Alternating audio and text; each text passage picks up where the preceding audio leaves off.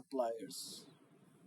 We're gonna go to these counterparties, suppliers. We're gonna delete that one, delete it. After confirm, yes, and so there is a tricky part. See the now we're gonna delete that. Yes. Okay, so there we can see that we already create a purchase order, right? We're gonna go to the billing and payments or there orders order list. We're gonna delete that order as well.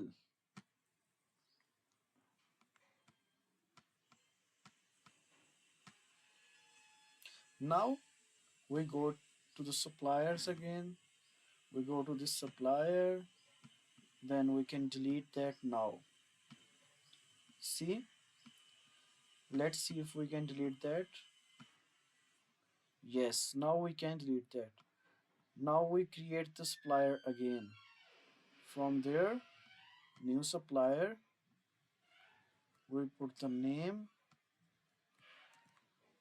we create potential client, client and supplier, but we're gonna go and create the supplier from CN China. We can add the province, telephone number, website, email address, and then create the counterparty. We created the counterparty. Once the supplier is created, we go to the commerce again and we create the new order. We create the counterparty, right? Payment terms. We can select any one: 60 days, 50, 50, 10 days, 10 days from the end, 60 days at the end, order, delivery. But let's just say we are going to add the 30 days. Okay, we can add the estimated delivery date as well through there. We can add the note personal. Now we're going to create the draft. Once we create the draft, we can add the the product which we created in products. Let's say these are the products we created.